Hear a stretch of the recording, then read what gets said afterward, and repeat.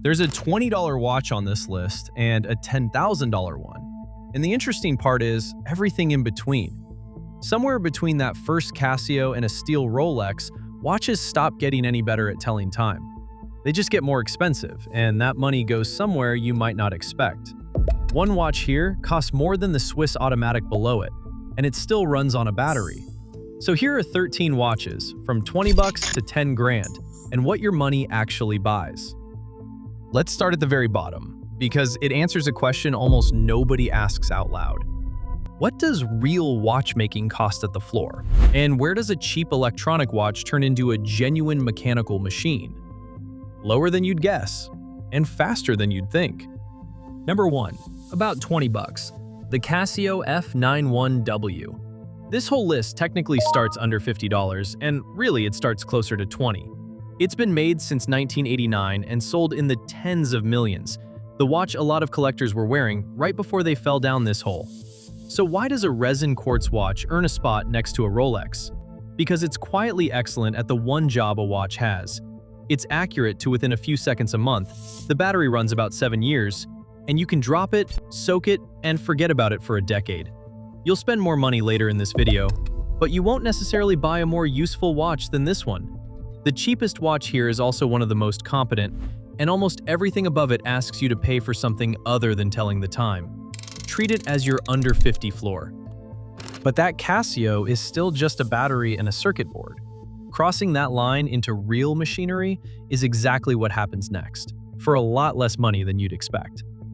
Number 2, around $285 to $295 at a dealer, $350 list. The Seiko 5 Sports. This is where mechanical watchmaking enters the conversation. A bigger moment than the price jump suggests. No battery. Instead, you get an automatic movement where a tiny rotor spins as your wrist moves and winds a mainspring all day. Flip it over and an exhibition case back lets you watch the gears and balance wheel work.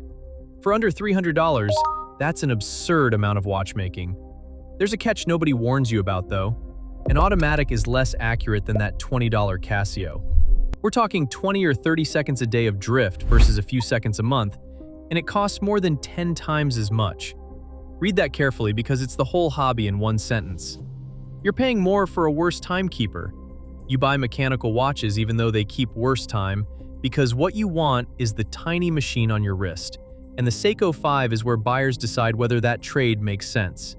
If it clicks here, you're in trouble, in the best possible way.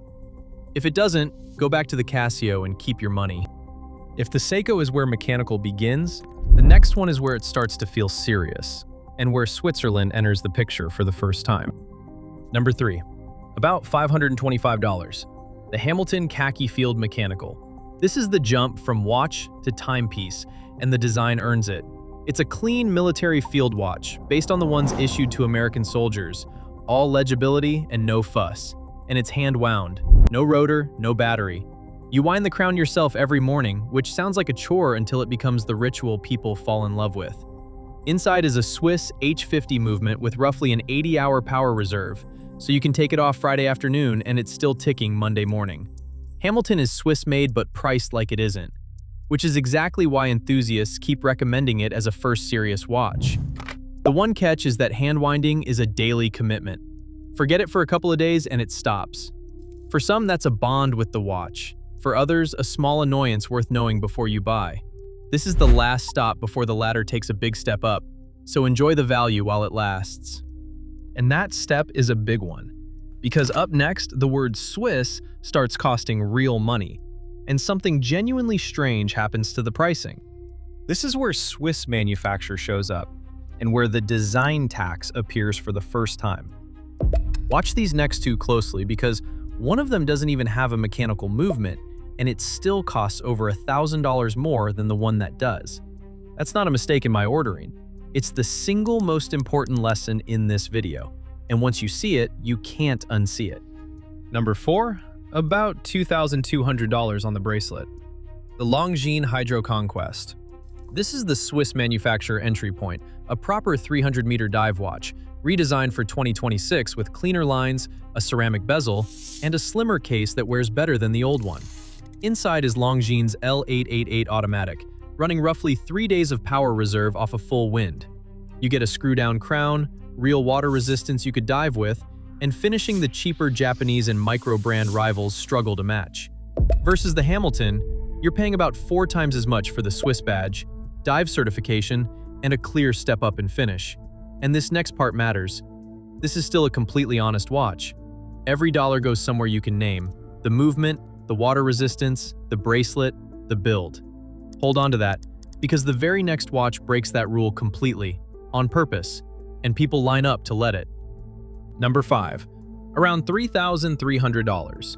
The Cartier Tank must, and yes, that's a quartz watch, read that back slowly, it costs about $1,100 more than the Swiss automatic dive watch we just saw, and it runs on a battery, the same basic tech as the $20 Casio we started with. So what on earth are you paying for? This is the one watch on the list where you're not paying for the movement at all. You're paying for the shape. The Tank is one of the most recognized watch designs ever drawn. A rectangular case Louis Cartier penned in 1917, inspired by the tanks he saw on the Western Front. This is the first true design tax on the whole list. From here up, a famous shape can cost more than the machine keeping time, and that should bother the engineer in you. The fascinating part is that people know it's quartz.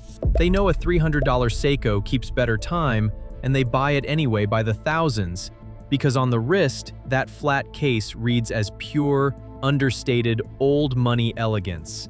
If that sounds irrational, congratulations, you understand watches. So who should buy it? Someone who wants a flat, elegant dress watch that disappears under a cuff. If you'd feel cheated paying luxury money for a battery, skip it and put the cash toward the mechanical watches coming up. So that's the value tier, a story about two philosophies.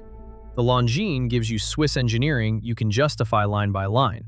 The Cartier gives you a shape you can't justify on any spec sheet at all. And somehow, it costs more. Keep that in your back pocket, because from here up, the design tax only gets bigger. Now we get to the watches serious collectors actually reach for.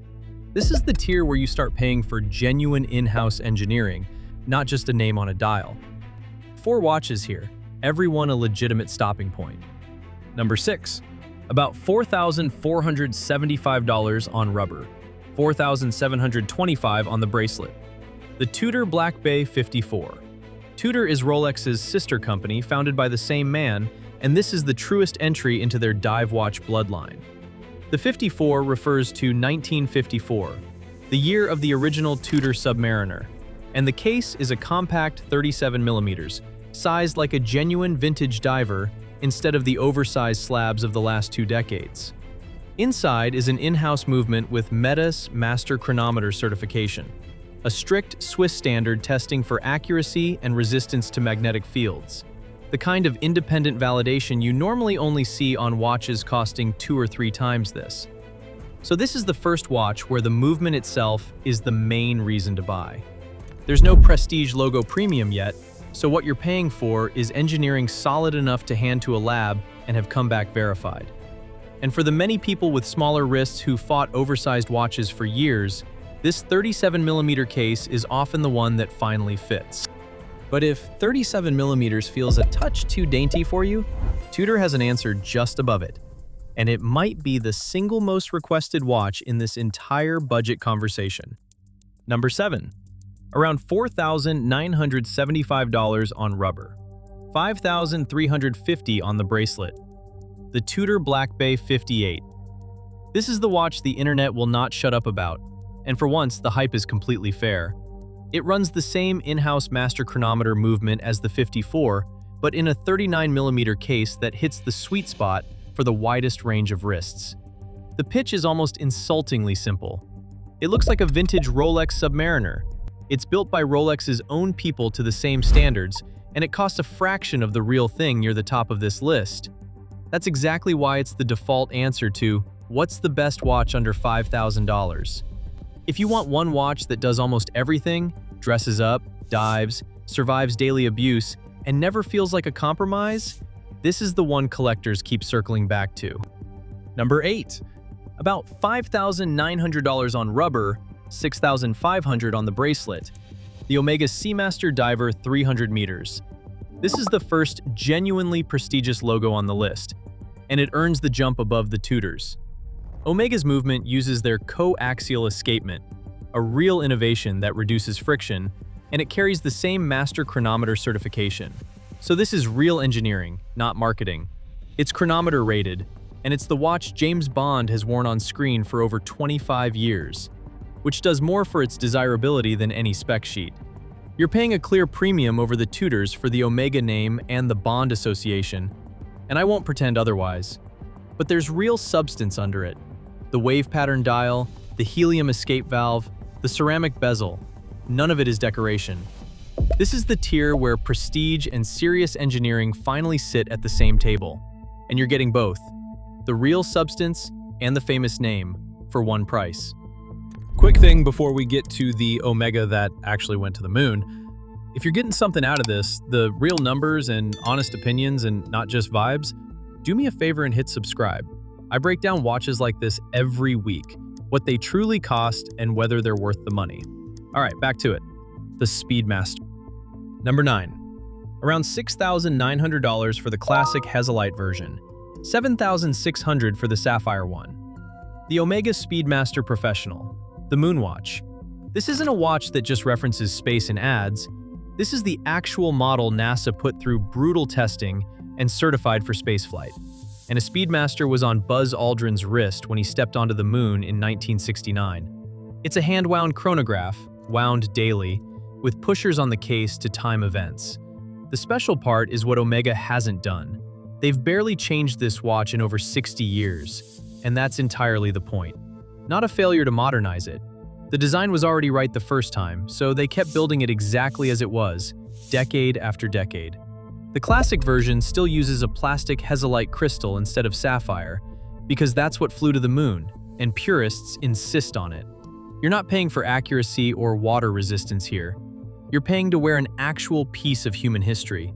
And there's not one other watch on this list that can make that claim.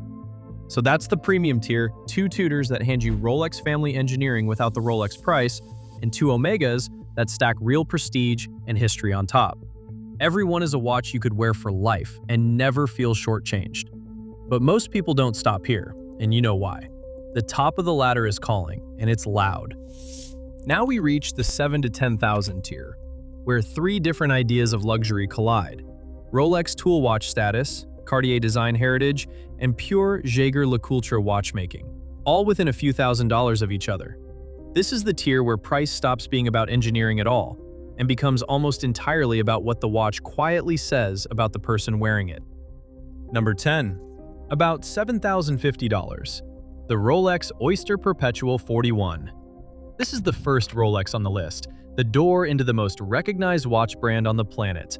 No date window, no complications, no dive bezel, just a clean, colorful dial, a 41mm Oyster case, and the in-house caliber 3230 inside. And I'll be straight with you here, because this channel isn't going to pretend. On paper, the Tudor 58 gives you a remarkably similar wearing experience for less money, from the same corporate family. So why pay more? For the crown on the dial and everything that logo signals, to the world and to yourself. The Oyster Perpetual is Rolex at its most stripped back, a time-only watch with no complication to hide behind, a surprisingly bold thing for the brand to sell. You're buying the name, the legendary resale strength, and the quiet confidence of the most famous logo in the business. Whether that's worth the premium over the Tudor is a fair fight, with serious collectors on both sides. One thing before you shop, the bright dials, turquoise especially, have gotten so hyped they trade well above list on the secondary market. The plain black or silver dials sit closer to retail and are the more timeless pick anyway. But Rolex is only one idea of what this kind of money can buy. The next watch is a completely different philosophy, and its design is older than almost everything else on this entire list. Number 11. Around $7,750 in medium steel, or about $8,650 if you size up to the large. The Cartier Santos. This is one of the very first purpose-built wristwatches ever made, designed in 1904 for the aviator Alberto Santos Dumont, who needed to read the time without fumbling for a pocket watch while flying. Its squared case with those exposed screws on the bezel is one of the most recognizable silhouettes in the world. And unlike the Tank from earlier, this one runs a proper in-house automatic movement. But let's be honest about what you're really buying at this price. Nobody chooses a Santos for its movement specs. They choose it because it's steel luxury that pointedly isn't a Rolex, a design so distinctive the right people recognize it across a crowded room. The shape itself is the product, exactly like the Tank, except this time, there's a genuine mechanical heart under the jewelry. If you want luxury that looks nothing like everyone's round dive watch, this is your answer. Number 12. About $8,500. The Jaeger-LeCoultre Reverso Tribute. If the others in this tier are about status, this one is about craft. It's what collectors mean by the watchmaker's watch. The Reverso has a case that physically flips over in its cradle, and that isn't a gimmick. It's a genuine mechanical feature designed in 1931 so polo players could flip the fragile crystal face down during a match. Jaeger-LeCoultre is so respected that it has quietly supplied movements to some of the most exclusive names in watchmaking, and the hand finishing here rivals watches costing several times as much. So this is the one watch where you're paying for pure horological pedigree and craft, not a famous logo or a dive watch legend. For the collector who buys a Reverso, the fact that most people won't even recognize it is the whole appeal. You buy it for yourself. Number 13. Around $10,050. The Rolex Submariner, no date. This is the finish line, the exact watch most people picture the moment they hear the word luxury. The Submariner is, without much argument, the most copied dive watch design ever made. Look back at almost any diver on this list, the two Tudors, the Seiko, even the Longines, and you're looking at a descendant of this one silhouette. The no-date version is the purest form of it, a clean 41mm case with no date window or cyclops to interrupt the dial, on Rolex's own in-house movement. So at 10 grand, is it a better machine than the Omega or the Tudors lower down?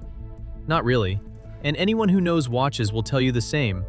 But that was never actually the question. By the time you reach this final rung, your money has basically stopped being about accuracy or water resistance or engineering at all. It's going almost entirely toward the single most established status object the watch world has ever produced. The reference point the whole industry has spent 70 years chasing and copying. And that's the full ladder, all 13 of them. None of them is the best watch. The best one is simply the rung where what you're paying for finally lines up with what you actually want. And after all this, you now know exactly what that is at every single step of the ladder.